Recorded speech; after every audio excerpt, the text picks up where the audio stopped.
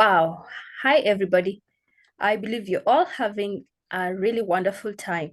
So, today we are going to have a really beautiful discussion because we are going to talk about finances from a biblical perspective, of which most of us don't consider. And you know that we all know that silver and gold comes from God.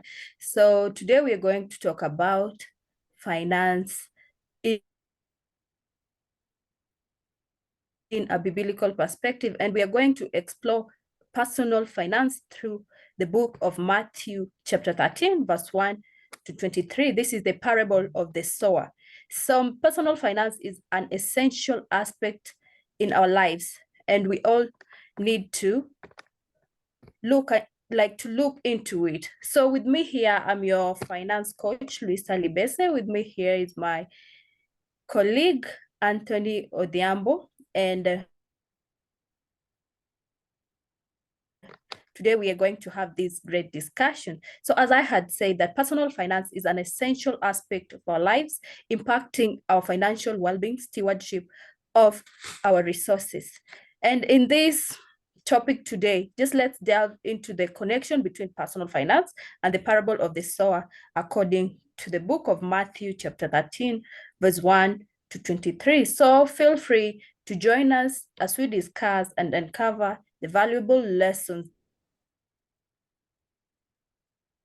this biblical passage offers regarding individual financial management. So, Anthony, have you ever thought about how personal finance is intertwined with the parable of the sower as mentioned in the Bible?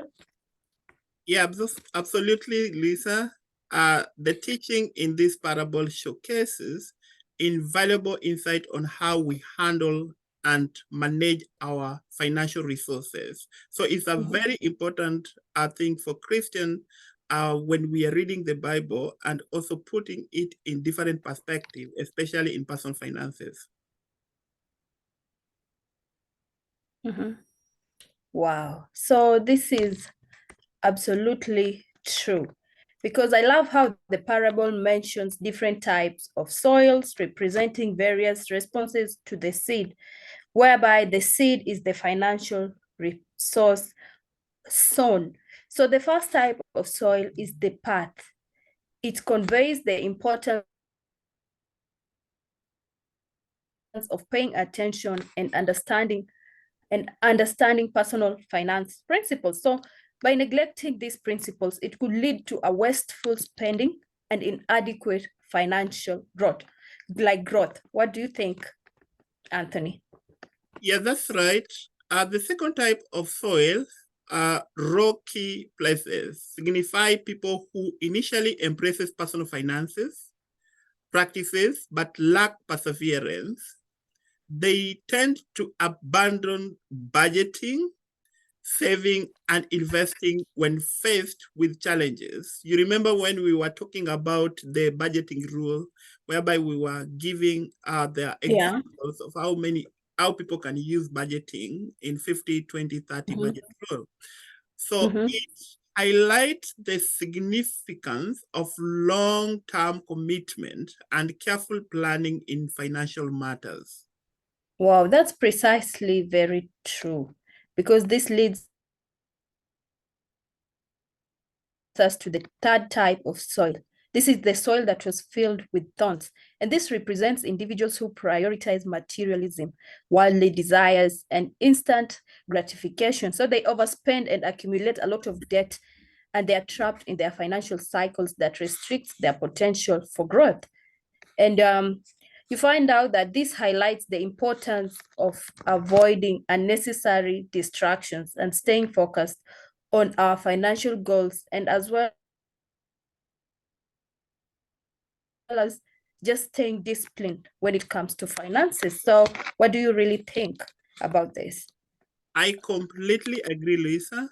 Lastly, the good soil represent individuals with wholeheartedly that embrace and understand personal finance principle. We diligently manage their finances, save, invest, and make wise financial decisions. This ultimately will lead to financial abundance and long-term security.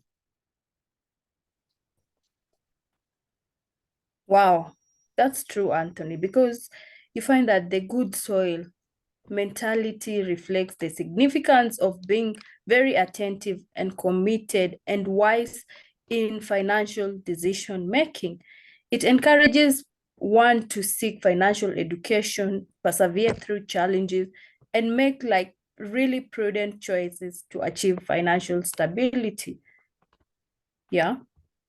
Yes, Lisa. Yeah, this parable reminds us of the need to cultivate good financial practices through learning, a discipline, and responsible stewardship of our resources. You remember the other time when we were discussing within the aspect of personal finances, we talked about issue to do with the discipline and how someone should be disciplined when planning for their finances, because there are a lot of things that can make you to be indisciplined in your spending.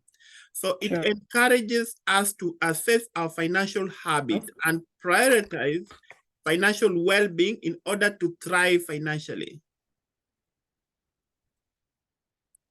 Lisa? Wow, this is absolutely true. Because by applying these lessons from the parable that we have just talked about, the parable of the sower, it can result in a very fruitful financial journey for somebody. Just like the good soil, it brought forth an abundant harvest, adopting good financial practices that helped one achieve their financial goals and endure or enjoy a secure future and bless others along the way. So by this parable of the sower in Matthew, you find that it serves as a powerful reminder of the significance of personal finance principles. So by understanding the different types of soils and applying their lessons they represent, individuals can cultivate financial stability, growth, and ultimately achieve their financial aspirations. So let us heed the advice given in the parable and strive to be good stewards of our financial resources by ensuring that we have a fruitful journey towards our financial well-being, not forgetting that God also looks at how we handle the finances he gives us. So if you really mishandle your finances, God can as well as just take them away and you will remain there suffering and you start wondering why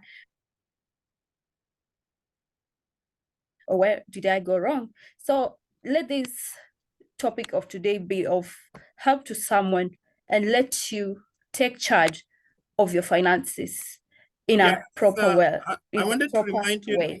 Lisa, Yeah. of the whole conversation. It's a great conversation. Uh, like sometimes I remember I was reading a book that says that everything that surrounds us can make us learn something about any area that we want to learn from. Like you see the birds of the air, like the dove. Is it doves? These birds that mostly when they fly together. Okay. And when they fly together, can you look at it in this aspect whereby maybe someone has thrown a stone to one of the birds and then one of the wing cannot move. So you'll find that this bird cannot go. So when you look at marriage, then it can still give us teaching about marriage that two they like in a couple they need two wings for them to fly together, right? And when you look at the issue with the soil that we have just talked to from the book of Matthew, it also teaches about finances when you look at it in the perspective of finances. When you look at anything that is surrounding us, it can give us hope. It can teach us whatever we can do. So that was a good conversation. And yeah, thank you, Lisa, for choosing that great topic. Yeah, and thank you for being part of it because you find that a lot of us just don't know how to handle money. And that's why we are here as your financial coaches.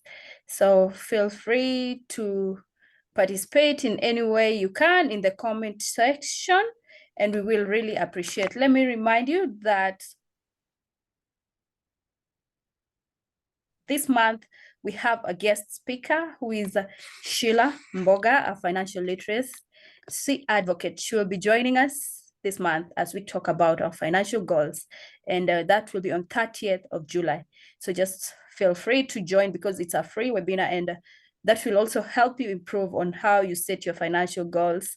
Also, we have the book that Anthony has written, the My Pocket Friend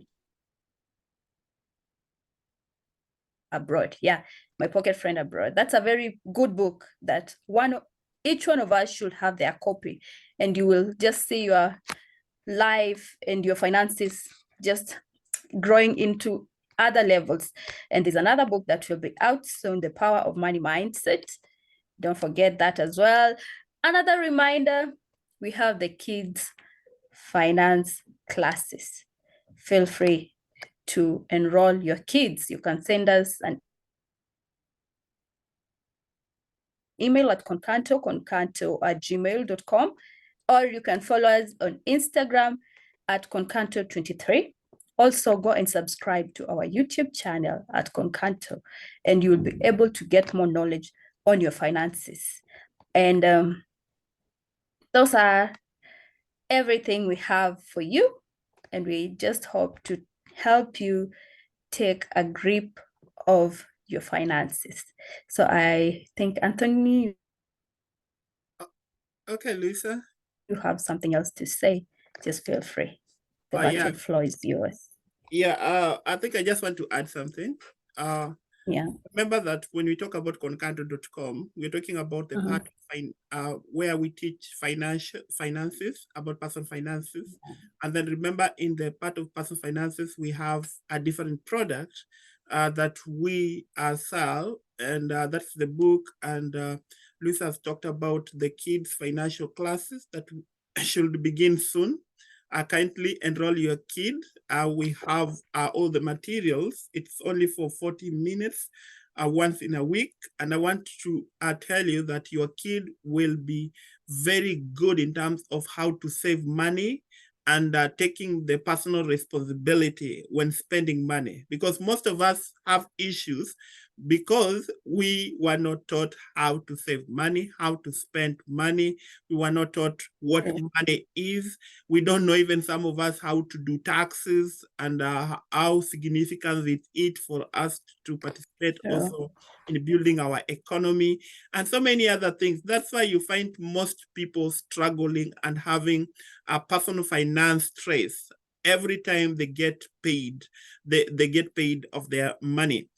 Another thing that I also want to let you know that if you go at concanto.com, we have also different products. We have the African wear, we have the shoes and other things there. Kindly go and buy anything to support us. When you do that, I want to tell you, God will bless you. Anyway, as Lisa said, that don't forget to subscribe to our YouTube channel. And I want to say God bless you for everything. Yeah. Anything? God bless you too. Okay, thank you very much. God bless you. Bye. Thank you. Bye.